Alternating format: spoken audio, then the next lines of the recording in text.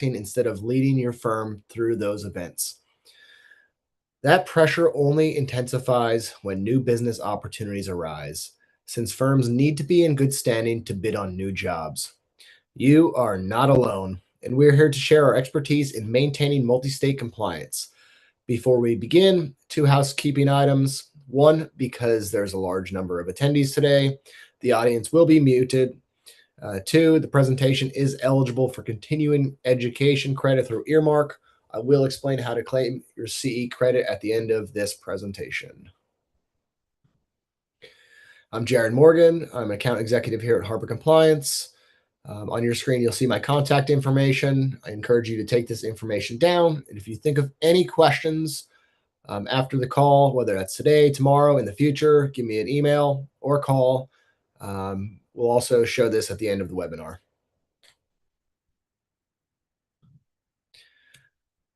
A little bit about Harbor Compliance. We are experts in the architecture, engineering, contractor licensing. We've been doing this since 2012. And we've helped over 50,000 clients navigate regulatory requirements. Within the AEC industry specifically, we've helped over 8,000 firms apply for, secure, and maintain licensing, entity registration, and tax compliance. We have a lot to cover, so let's dive on in.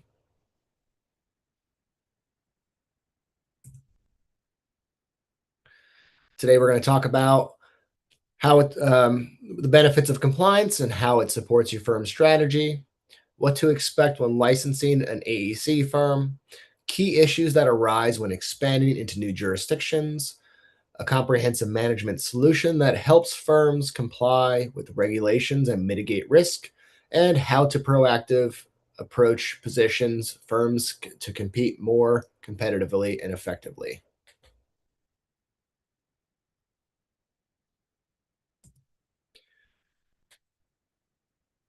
We all know that licensing is required by law. That is obvious. But have you ever considered the ways in which a well run licensing and business compliance function can be an asset to your firm? Being able to secure new licenses quickly enables you to capture growth opportunities in other jurisdictions or disciplines. It ensures the firm can pursue new business, meet their timelines, and gain an edge over competitors that haven't been as proactive.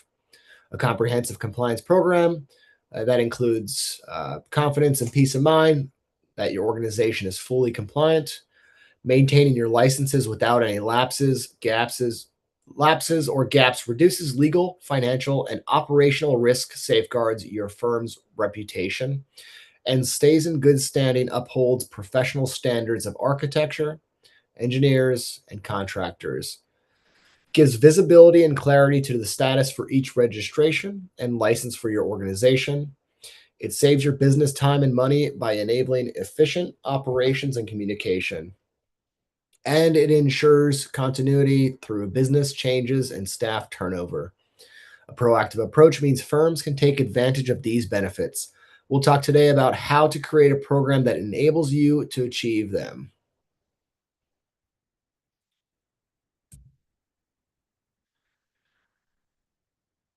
These are 5 licensing challenges AEC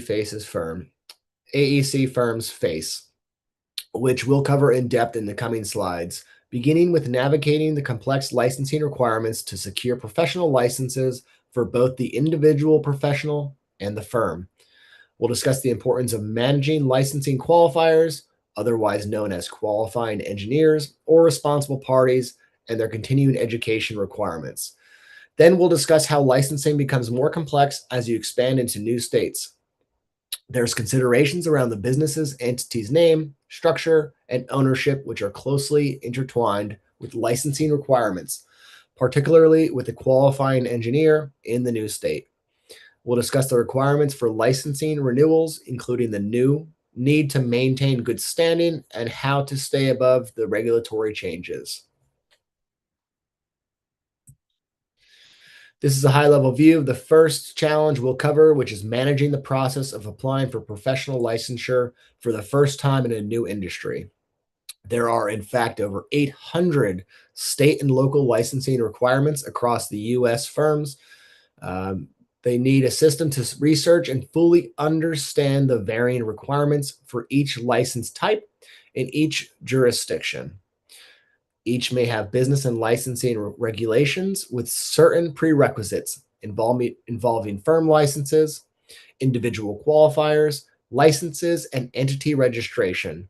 It is important to understand the order in which license applications and supporting documents must be submitted. This is perfect time to mention of a brand new compliance navigator tool, which you will all get a chance to test out today. I don't want to get too far ahead of myself, but it's completely reinvents the old school process of manual state by state regulatory research. We'll jump into that more a little bit later.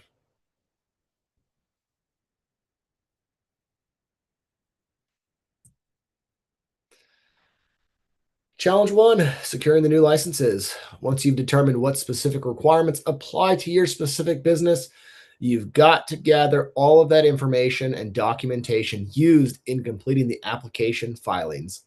That includes keeping up with continuing education, surety bonds, insurance requirements, and financial statements. As you can see to the right, uh, the list of potential requirements is long and varied. Licensing authorities commonly require proof of Secretary of State and even Department of Revenue of good standing during the initial and renewal application process. Many licensing jurisdictions stipulate that the business maintains internal records and follows certain governance or ownership requirements. These may or may not be reported on a license application, but most license agencies have the authority to enforce and penalize governance violators.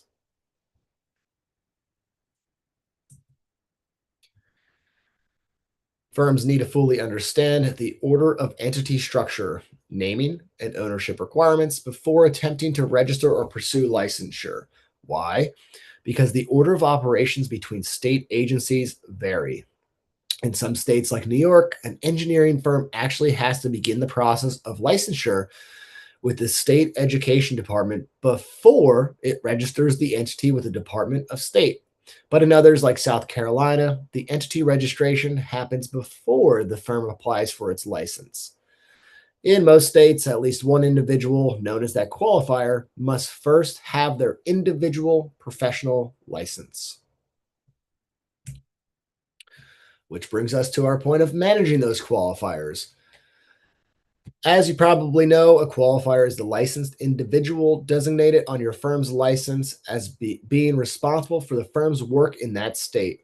In most states, at least one individual, known as the qualifier or responsible party, must first have their individual professional license before the firm can apply for the license. Without a licensed qualifier, in most states, the firm's license application will be denied and they will not be eligible to do business in that state. Managing qualifiers is critical for businesses as the licensure of these individuals directly impacts the overall standing of the firm.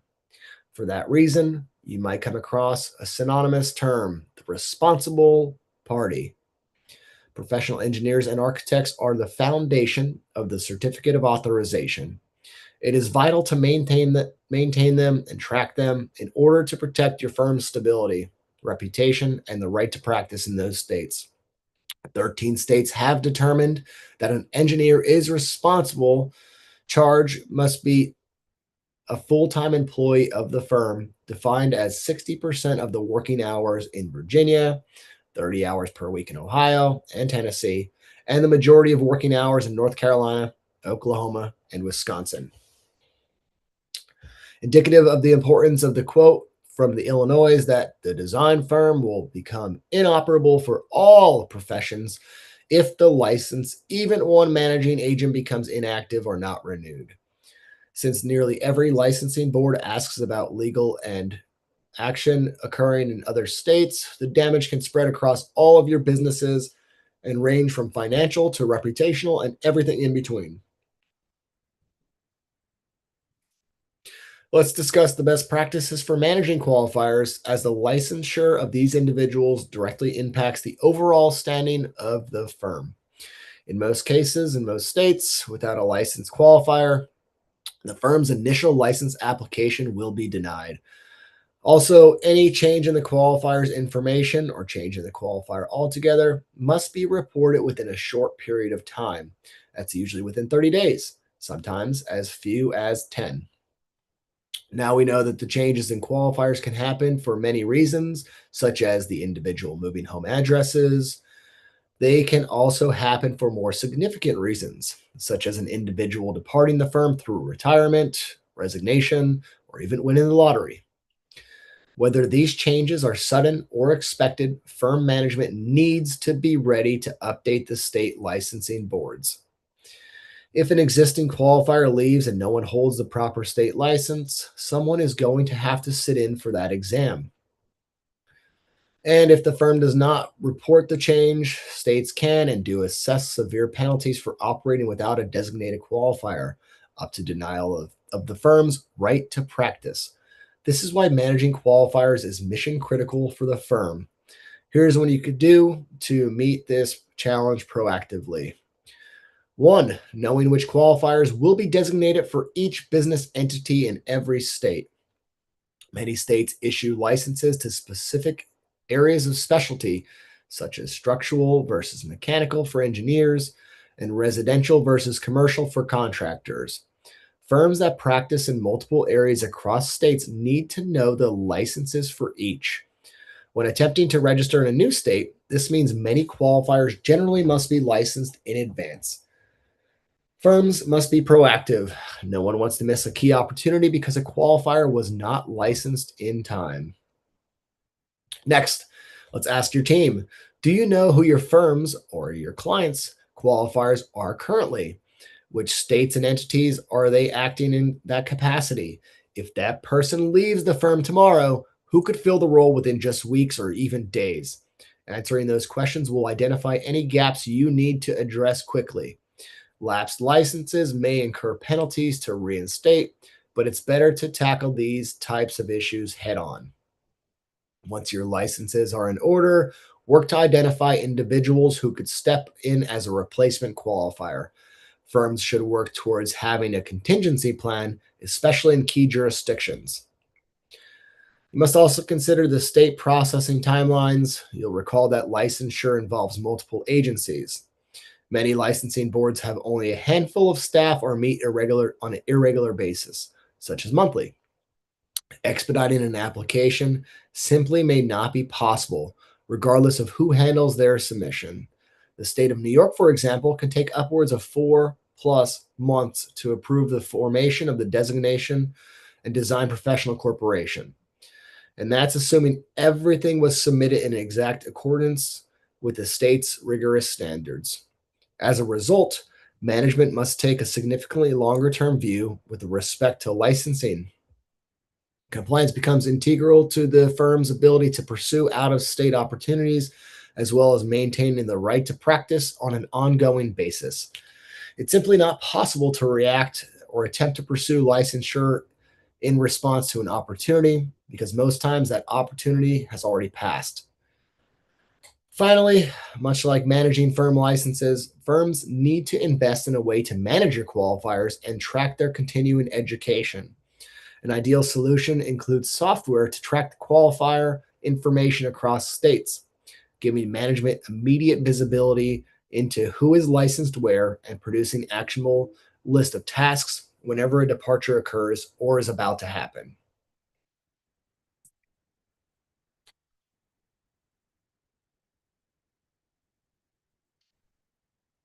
Let's move on. Challenge number two, we are now expanding our business into new states. This is a big challenge for firms that want to move into new states, and they're required to register their business in every state via foreign qualification. Today, many businesses are seeing the need to foreign qualify in one or more states. A highly relevant example that became more prevalent during the pandemic is needing to foreign qualify due to remote work arrangement where an existing employee is now working from home outside the company's domicile or physical office location. There's plenty of other reasons why a business would need to expand, whether it's planning to submit proposals, opening a branch office, or simply having a regular commercial activity or physical presence of some kind. If you do want to look up a specific transaction in a state, I encourage you to use the link on your screen to check out our foreign qualification ultimate guideline in the bottom right. To foreign qualify in a new state, the business is faced with the prospect of ensuring its name is available for use, identifying a reliable registered agent in that state, and filing the appropriate forms with all of the appropriate state agencies, Secretary of State, Department of Revenue, and licensing boards, all before beginning to transact business. I'm going to launch a quick poll here.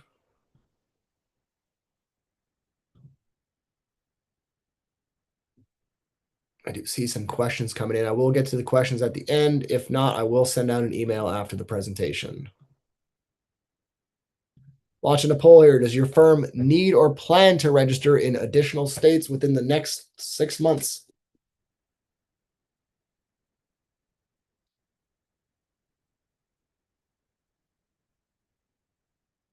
Seeing a little bit of both answers, but a lot of us are registering in new states. That is awesome. Congrats on your business expansion.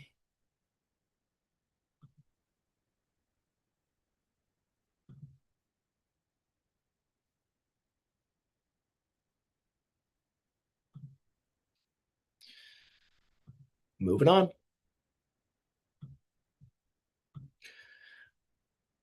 There's a few variations to each state's requirements to register for foreign qualification. So it's important to research each state's requirements and understand the process and order of operations between state agencies when registering the business in a new state. Overall, most states require the qualifier to have their individual license first and proof that the firm is in good standing in its current domicile state. It must identify a reliable registered agent in that state and file the appropriate forms, all before beginning to transact business. To submit certificate of authority applications, proof of good standing by the firm in their current domestic state is often required, and the COA approval is usually required for the licensing application to be reviewed and approved. Preparing the licensing application involves confirming availability and clearance of the legal name. For example, for ABC Engineering, it may require a letter from the licensing board showing that the word engineering can be used in that name. There are multiple agencies involved in the foreign qualification application and licensing process. Typically, the licensing agency, such as the Board of Engineering or Architecture, will provide more specific information for firms than the Secretary of State will, especially regarding ownership, structure, and naming requirements. Multiple calls to each agency to verify information may be required, and this can create some logistical difficulty between identifying the need to register and the time it takes the state to approve the application. If you're not careful, there can be penalties for late registration, as well as potential delays in starting business transactions in the new state. You can see why dedicated research and preparation are needed before entering any new state. Failure to do so will result in rejected licensing and business entity registrations, costly amendment fees, and delays in the ability to start work in that new state. Now imagine going through this process across several states, and you can see that how intricate multi-state registration can become. Businesses should examine their current and planned activities out of state and assess whether foreign qualification and additional registrations apply and work to secure them.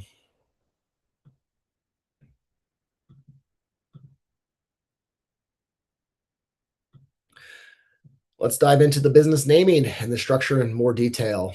When registering for foreign qualification, the business must ensure its name available for use or a variation of it.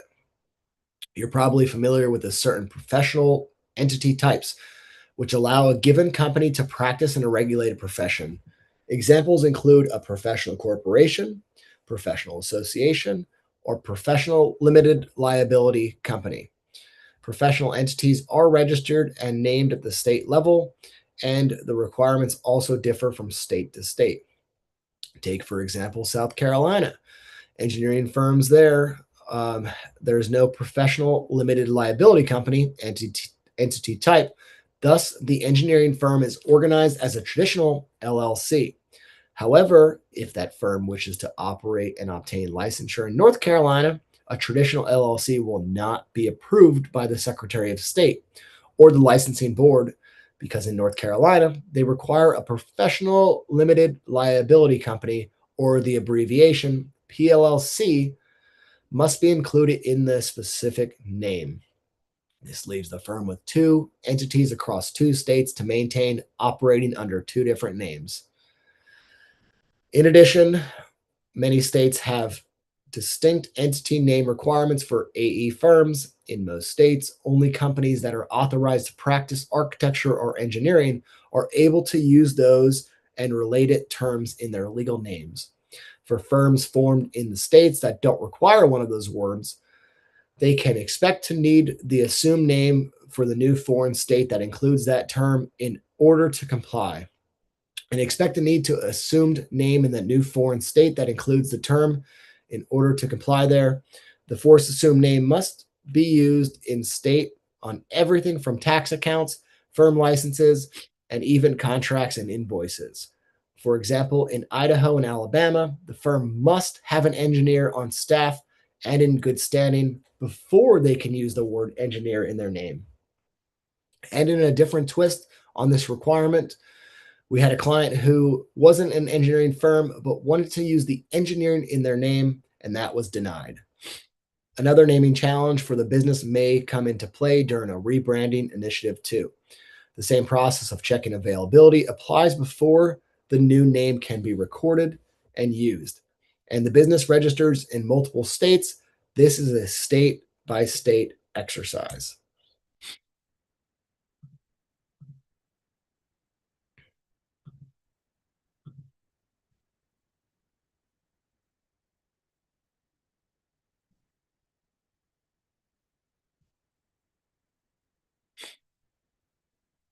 Then there's other ownership requirements. States want principals of AEC firms operating in their states to be licensed, hence qualified to run the practice. This is a basic consumer protection, but states have varying ownership thresholds. Take our South Carolina engineering firm example. If it wishes to foreign qualify into New York State, it must demonstrate that 100% of the company's membership or shares are owned by professionals licensed in New York. For many firms, that's just not possible. Either select individuals aren't specifically licensed in New York, or they are not engineers at all because their home state doesn't mandate it. The only other option then for our SC firms is to consider an entity called a design professional corporation. For that entity, New York State sets the bar at 75.01% of owners needing to be licensed, along with a host of other considerations. Firms may quickly discover they need several entities, each with different ownership structures to comply in each state where they operate. How the name and structure of the ownership a new entity will take time and sometimes major consideration by management. It is essential to understanding the process and getting the firm properly registered. With these requirements, the hurdles have always existed. Many AEC firms are facing broader exposure in the rush to bid on new projects from the recent infrastructure bill and rebounding construction markets. It's imperative to be ready to clear regulatory hurdles in each state in order to win. As a result, management must take a significantly longer term view with respect to licensing. I do also want to point out that firms should consult with their legal, tax, and accounting professionals. These parties are there to advise the business on their specific requirements, as well on any tax and legal liability.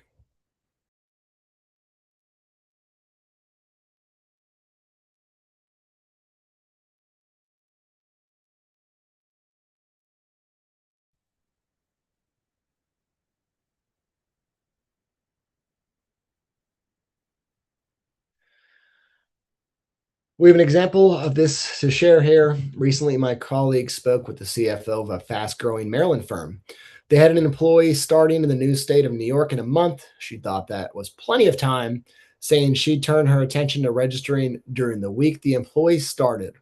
Now, recall what we discussed earlier. In New York, foreign registration with the Department of State can take several weeks on its own.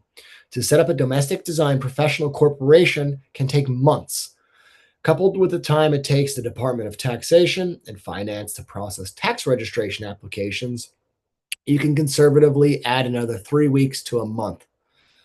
That means the best time to get started without incurring additional expedited fees would have been a minimum of 16 weeks before the employee's start date, if not several months.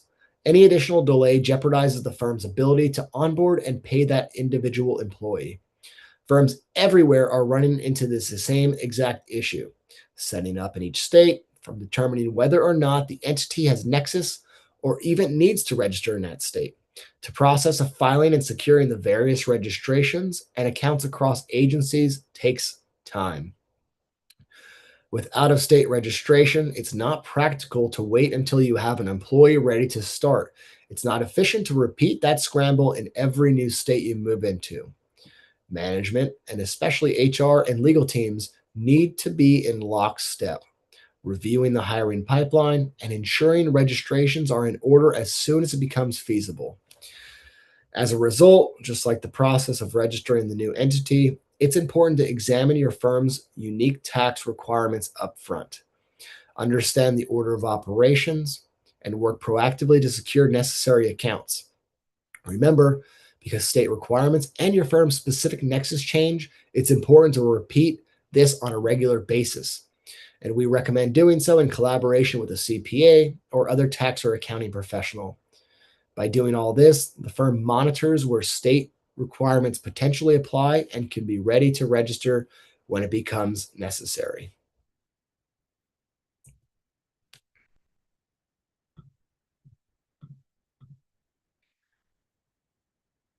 This is going to be a summary of our best practices for researching, planning, and applying for expanding into new states and doing the foreign qualification process. A holistic approach is needed, which involves the conduct comprehensive research, understanding the order of operations, consulting with legal, tax, and accounting professionals, having internal discussions and making decisions about entity name, structure, ownership may need to take place first, identifying qualifiers or that responsible party, be wary of logistical difficulties that could result in delays and thus penalties. And then lastly, managing the applications and filing fees across multiple agencies to their various deadlines. Now let's turn our attention to another aspect of compliance, which is tax registration. In the vast majority of states, and for most tax accounts, action by the business is required in the form of tax registration application, whereas business entity registration takes place with the Secretary of State and licensing is handled by licensing boards. Tax registration is distinctly separate process and it takes place with the Department of Revenue. Businesses have the obligation of determining the tax liability and the registering to open tax accounts. Only in limited case are tax accounts opened automatically, such as a franchise tax in California or Texas. To the right, you will see a few common tax types a business may need to register for in a new state. There are multiple agencies involved in tax registrations, each with its own process and application. Firms needs to plan ahead for the lengthy processing times, 3 to 6 months or longer. And once registered, these accounts are then required to file returns and pay taxes. We have a lot to cover in today's presentation. We'll avoid a deep examination of the specific registration application. However, for those who aren't familiar with tax registration process, just know that these applications require a highly detailed information on the company, its ownership, and planned taxable activity.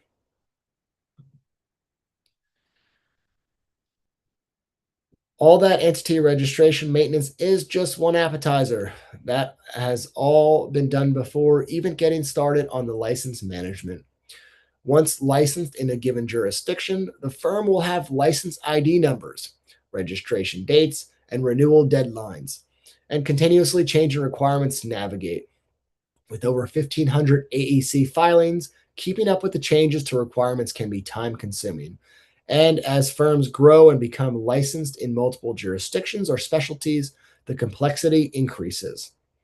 Along with the license application itself, there is other documentation needed, like keeping up with the continuing education, surety bonds, insurance requirements, and financial statements.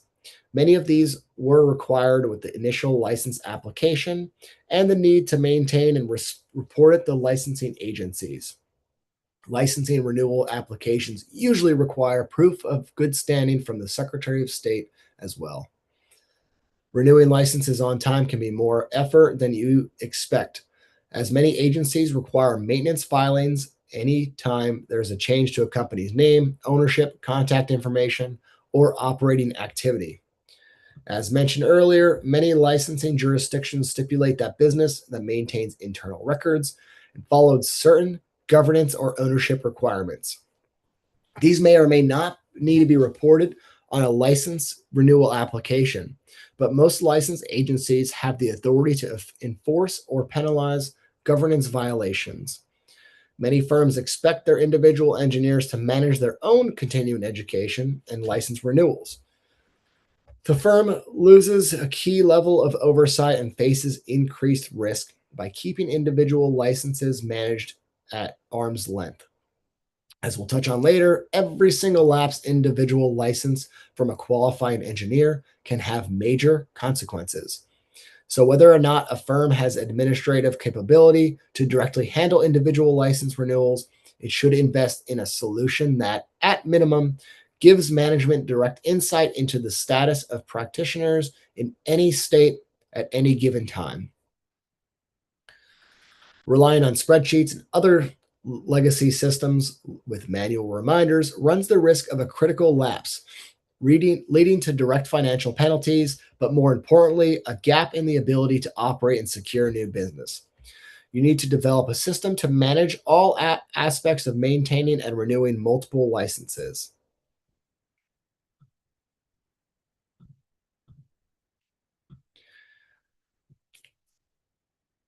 Challenge number 4 of monitoring those change to requirements. As firms grow and operate across new states, one of the biggest challenges becomes keeping up with those changing regulatory requirements. Across the country, there's more than 800 AEC license types, over 1,500 license filings, and thousands of filing authorities in state and local level. On top of that, every state has its own continuing education and professional development rules. The key isn't just knowing today's requirements, it's staying current as those requirements evolve. Best practices is to review your requirements at least once a year and build any changes directly into your licensing and record keeping process. That way, new rules don't become last minute surprises. It's also important to allow enough time to complete new applications or filings when requirements change. When firms plan ahead, they protect their ability to operate, avoid unnecessary disruption, and stay in good standing wherever they do business. Monitoring changes to requirements isn't just about avoiding problems, it's about creating a system that supports long term stability and growth. Let's review the summary here. One is securing the new license for reviewing the Secretary of State requirements alongside state licensing boards before beginning any filings. Number 2 is managing qualifiers. 3, expanding into new states. 4 is maintaining renewals and good standing. And lastly, monitoring the changes of those requirements. Firms that now operate in multiple states may need to repeat these processes in every state wherever required. To address this, management should start thinking about ways to proactively manage complexity across jurisdictions. The only effective way to do so is with a plan system that lays out clear roles and processes to handle research, registration, and ongoing reporting. To facilitate, management should also consider outsourcing non-core components of this process to specialized providers like Harbor Compliance. Relying on spreadsheets and other legacy systems with manual reminders runs the risk of critical lapse, leading to direct financial penalties, but more importantly, a gap in the ability to operate and secure new business. Firms need to consider their business compliance and professional licensing management as a system to reduce the risk of items slipping through the cracks and firms falling out of good standing. The system needs to provide full visibility and encompass all licensing stakeholders and their activities, including the individual engineer licenses and track the CEUs, the operators and operations, the administrative leads who manage the system day to day, to human resource handling the hiring, onboarding, and often to track continuing education, the legal counsel and financial administrators coordinating the certificate of authority and other compliance needs, and even the marketing and business development team who need to know, are we registered to do business in this state for any proposals under consideration? I'm going to drop a poll here of license managing.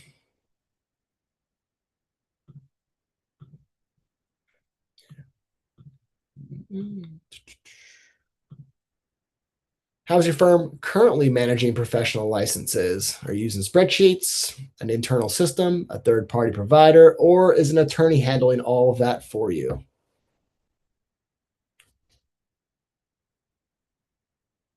Seeing a lot of mixed reviews.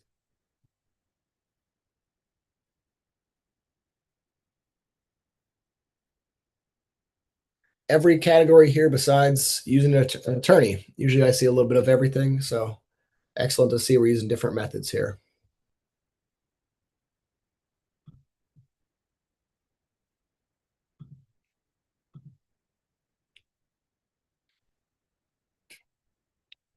The best way or a dream state to manage compliance starts with a proactive and comprehensive system for complying.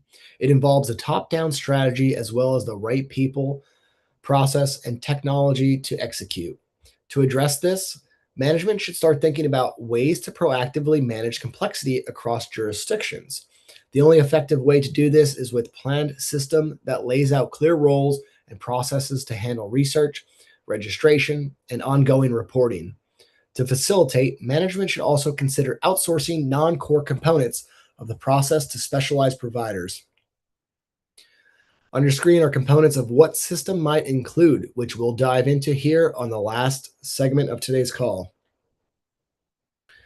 You're seeing on the screen the establishing a system for business information records, commanding the renewals of firms' individuals' licenses, and defining internal roles and processes.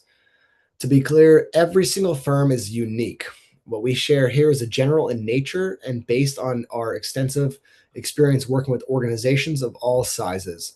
But we encourage you to take these ideas back to your management teams and legal counsel in order to shape your overall compliance program.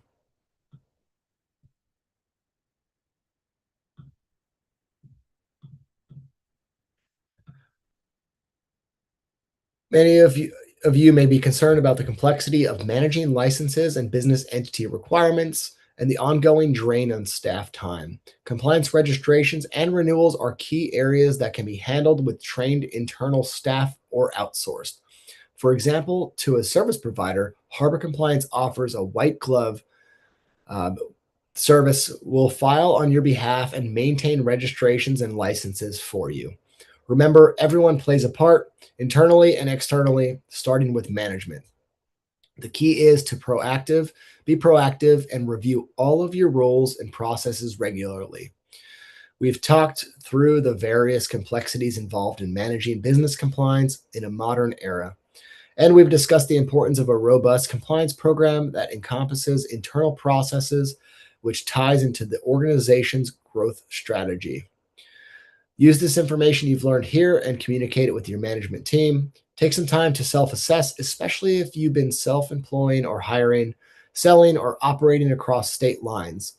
Gaps may emerge that simply can't be met using existing processes and resources. As your businesses evolve faster and faster, it increases the importance to be aligned with a vendor who can support your ever changing needs across the entire enterprise.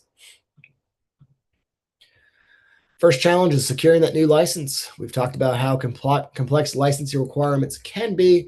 Let's take a look at how firms can solve this challenge in practice. On the left, you see the core issue, which is researching that license requirements. Traditionally, it means hours and hours of manual research, calling agencies and trying to interpret state websites that weren't designed for multi state firms. On the right, you have the solution. We have a compliance navigator tool that replaces the manual research process. Instead of digging into different agency websites, state by state, you can input your industry and jurisdiction and receive a professional grade report within minutes. That is covering licensing, permits, entity registration, and also tax obligations. The goal here is simple: help your firm meet regulatory requirements faster and move forward with confidence instead of the guesswork. Once you understand the requirements, the next step is execution. That means preparing and filing applications, understanding prerequisites, and managing the process for firm licenses, license qualifiers, and entity registrations, all at the same time. This is where managed licensing services comes in. Instead of handling each step manually, firms can simply simplify the entire process of researching, applying for, managing, and renewing their license through a centralized solution. Alongside that, having a nationwide registered agent is critical.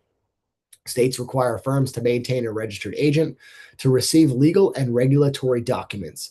This ensures nothing important is missed and supports your ability to stay in good standing, whatever state you operate in. Together, managed licensing and registered agent services creates a strong foundation for meeting regulatory requirements in every single state. Now we have our second challenge, which is those managing qualifiers. Every firm needs a designated that specific licensed individual as the qualifier for every state. First step is knowing exactly who those people are and where those gaps exist. From there, firms should consider whether specialty trade qualifiers are required and ensure that qualifier information is always current with the state licensing boards. Many states require changes to be reported in as little as 10 days. It's also important to plan for the unexpected. That means creating a contingency plan and identifying replacement qualifiers ahead of time. So you're not scrambling if someone leaves or becomes unavailable. Finally, firms need a system to track those qualifiers, continuing education, and the triggers immediate tasks when a qualifier leaves the company. Without that visibility, it's easy for a single lapse to affect the firm's ability to operate in that state.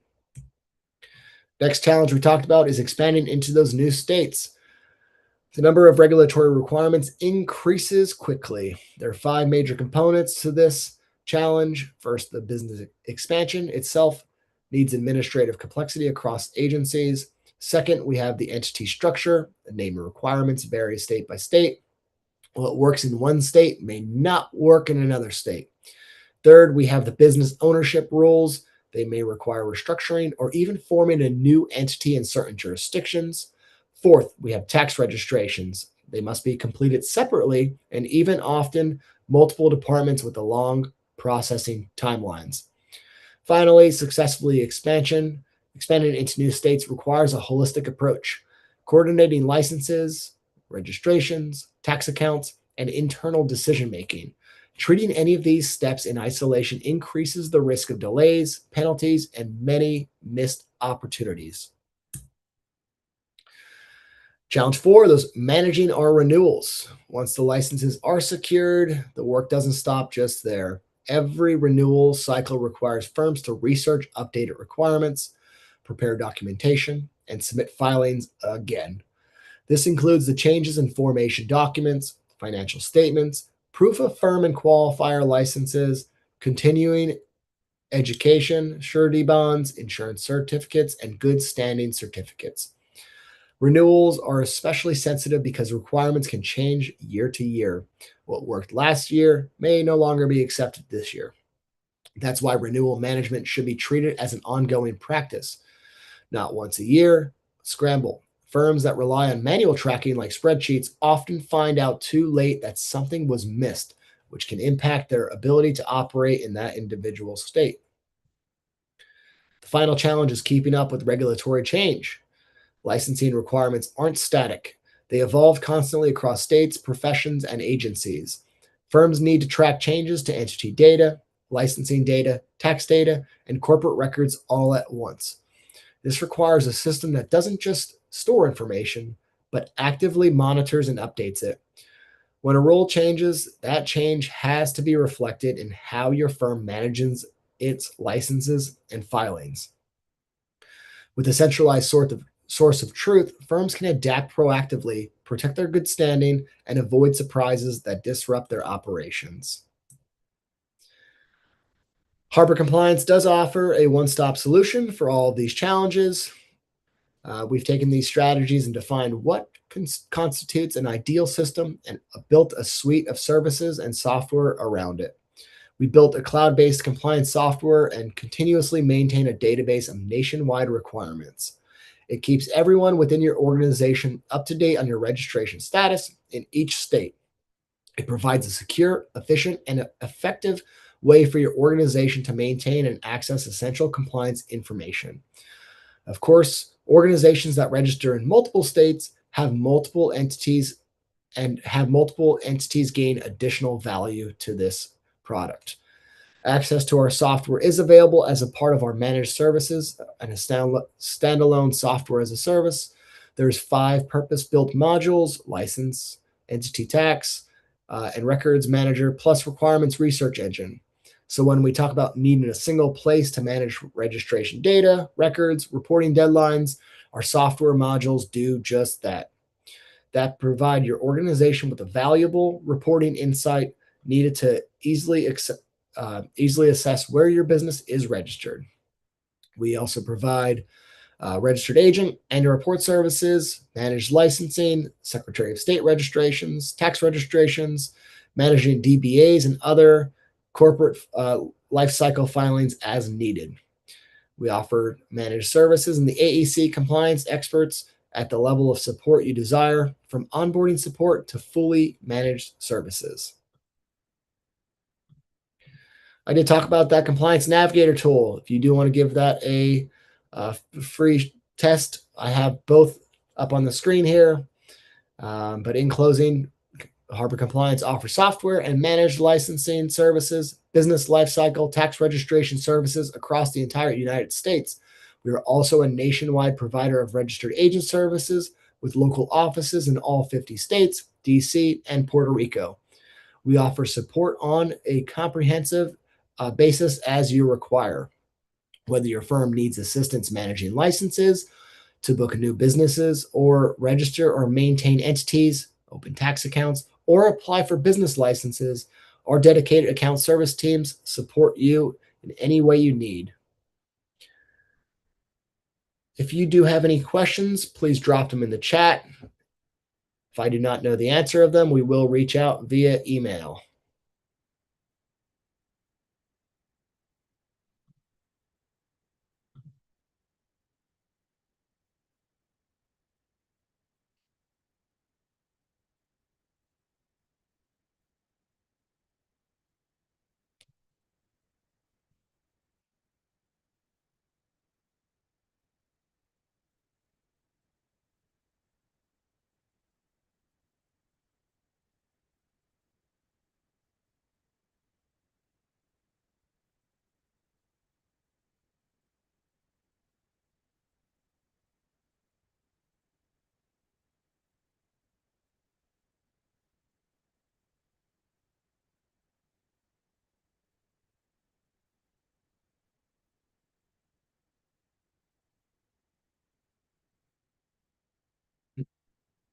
Saw a few questions coming in. I'm answering those as I go.